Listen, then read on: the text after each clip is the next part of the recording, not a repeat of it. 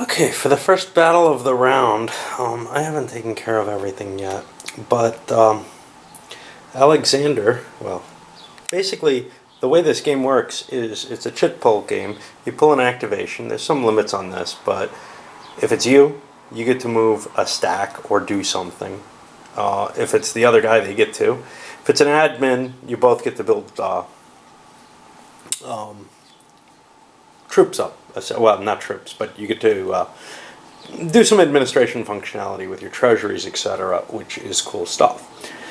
Building troops is one of your possible actions. So in the historical, Alexander gets to go first, and that shit's just pre-deployed. No cards are allowed to be played, and he spent 4 movement points. You have to declare how many movement points you do first, and crossed across, was not intercepted at the crossing, and has left garrisons so that he controls those territories. He needs to control them to win the game, actually, because he needs to own all of Asia, Asia Minor. And he met Memnon? What is this guy's name? He met Memnon in battle. Nice. The combat system works as you compare total strength points that you have to a die roll, which is modified by situational modifiers, and whoever has the highest number out of those two wins the battle. It doesn't really mean anything. It's just you win the battle. If you roll a particular number, a 9 in the case of the Persians, a 13 in the case of the Macedonians, there's a chance that your leader is dead. That happens, I guess, after all battle effects. That's the way it looks like in the situation. Whoever loses has to retreat, and their retreat, well, their retreat is handled by rolling a die, and they have to move that many spaces. And in this case, I rolled a 1. Well, a net of 1. Your leadership value counts into this. And again, the leader's not dead yet, even though he's dead, because that's how it turned out. But that's just the order of play. And the Persian army decided to retreat 2 spaces instead of 1. One would have put them over here at Ilium. Instead, they retreated to, I don't know what this is. Calernay? I don't know. Calade? But it is a strong point, which means if they're attacked there, they have defensive benefits. And that seemed like a wise move. But then when I checked the attrition and battle loss, the Macedonians lost 1 unit. The Persians lost, I think, 8 strength points. And, you know, with all the modifiers, and you roll against the strength of your force on there, they got F, which meant they're fatigued, but worse than that, because of the size of the route, they're now useless, which reduces what they can do at all in a turn, and they remain useless essentially until the next admin phase, so they're not easily rallied. They're in pretty bad shape where they are now. I may want to retreat them further, but it's a tough call. And their leader died, which only happens on a 5 or a 6 if you get the right number there. So they're leaderless, they're useless, and they're exposed. And that ain't great. I'm not sure what the effect after the battle is yet. This has effects on the elite levels. In fact, it increases Alexander's elite level to a 5, which I believe is the maximum. And I think it can go down too, right? Yep. So that army that got defeated has no elite level now. And that is a major modifier in the combat.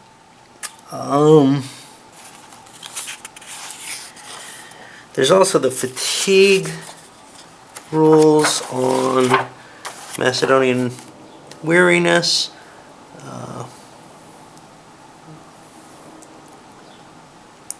They pick one up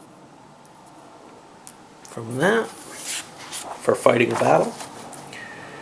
And I don't think that there's any damage done to Alexander on this. So anyway, it was a major battle. It was a major victory for the Macedonians. But because they had to engage, it cost them one of some set of weariness, which can cause real problems later in the game. I mean, it had to happen, right? And there's kind of an interesting trade-off, I think, because the faster you push yourself and the harder you push your army, the more weariness you pick up, especially through deserts and the like. But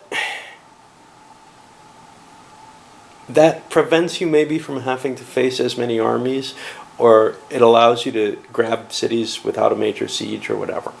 So there's a nice trade-off there, I think. Anyway, that's where we are right now, and we'll just keep moving forward. And I'll kind of probably not, I know I won't catch everything in this detail, but we probably won't be catching anywhere near this detail, hit major points, and, you know, but the mechanics are pretty simple. Okay, so briefly what happened, the Persian army withdrew into their treasure city. They got the next action. Then the Macedonians got an action, and Alexander moved forward and laid siege to it. He rolled a die on the siege assault table and generated a single point. They need to get 3 siege points for the city to just surrender. So that, all its troops, its garrison, whatever, would all fall in that case. Kind of not sure why I have that huge pile of garrisons there. Mainly because I didn't know what the rules were. It doesn't really matter how many guys you got in a city. If they're real army, it counts. If they're garrison troops, it doesn't. I don't know why you're allowed 10 of them in there and why you'd want that many. Oh well, live and learn. Macedonians threw a card out, but the turn before, during the Persian turn, they played an assassin. On a 5 or a 6, they went after Alexander himself. On a 5 or 6, they succeed in killing him, but in the case of Alexander, killing just means you roll a die for wounds, and he took 2 wounds from it, which is kind of a cool result for the Persians, because what they're trying to do is cause either Alexander to die or his army to just collapse before Alexander can hit his victory conditions. Alright, onward and upward. So I want to capture this moment because, not that it's anything terribly exciting, but I feel like I have to at least capture something going on. The siege that we had is continuing. Alexander hasn't been getting very far with it. He's gotten 2 successes out of 3 rolls, which isn't bad. We're seeing Antipater move through Gordia. You know, he's just capturing new territories to try to speed the process along while Alexander's sieging the city. The big thing that we're seeing over Darius has taken some reinforcements already, which lowered the values on the ASP chart, and he grabbed himself another leader who's under there as well. He did an extended faster move, and between the two he's totally depleted and emptied his treasury, and he left his family behind at Susa. Now that's kind of an interesting, historically he took them with him. I think that's a foolish move, because the way the game works, if Darius gets defeated in battle, he flees the field, and his family's captured, and just horrible things come from that. It seems much safer as long as Darius is taking the field himself, and he has to leave his family behind. Now the disadvantage to that is you can go get his family without actually engaging him, but I don't think that's very likely, as long as he's willing to fight. So anyway, that's where we are right now. Not a lot's happened in terms of events. One thing I wanted to kind of look at, I'm sure I'll hit this at some other point, but we've got a couple of these event cards here, the Bagoas, who I guess is some dude, and Ahriman in a bad mood. Both of them, this isn't too bad, but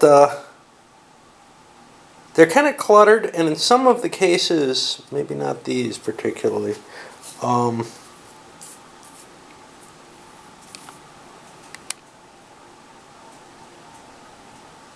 you really have to kind of look the card up, and I guess it's not too bad actually.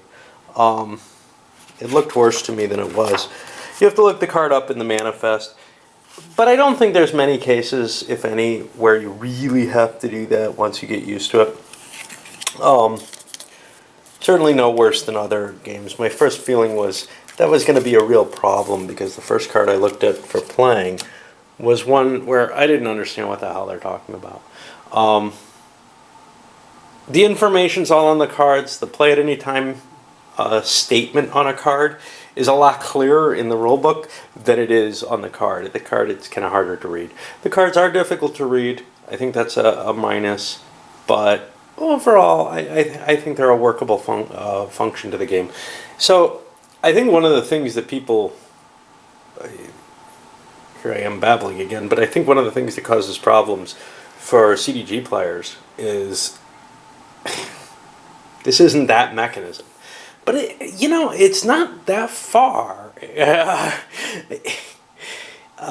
got the events, you got control over them, and you've got a lot of control with the chit pull of which thing you want to do. And you have a lot of choices as to things you want to do, essentially, like with op points. So I don't know how very different this is to those types of games. So Sardis fell. Alexander went forward and cut the Gordian knot. He played a major campaign so that Antipater, and we also have Diades, who's good at siege warfare, could move forward and try to take Lydia. What is this, Miletus? Sorry, off screen there. Yeah, I can never line it up right when I start moving my fingers in there. Okay, Darius has moved forward. I'm going to wrap this one up because I think we've gone pretty far. But so far there still hasn't been an administrative phase.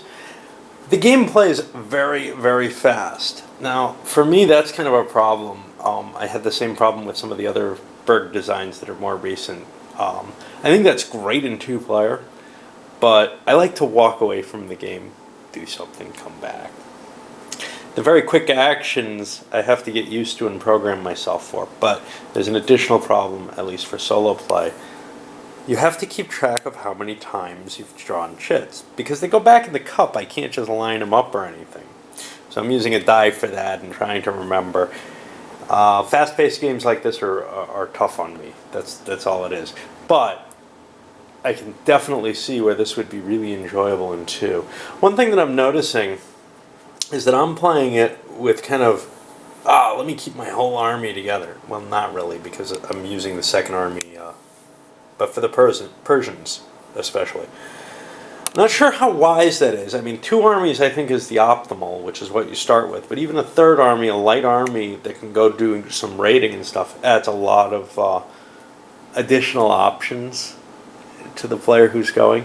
So I think situationally, there are a lot of different strategic options in this game, even though it's got a lot of limitations on what you can do. You can only have 3 armies. You can only move one of them at a time. It doesn't seem like it would. The one thing that I haven't figured out what to do with it is the navies. They help in sieges. There's no question of that. And I guess, quick movement to something like Egypt. But right now, Alexander has to conquer everything. His navy isn't going to do a lot of good, and the Phoenician navies aren't terribly useful, or the Persian navies aren't terribly useful if they don't have something to react to, even though they're stronger. I guess they could go to Europe and foil a wind. There's no question there. But I'm assuming by that point in the game, Alexander is going to have conquered most of the Mediterranean coast.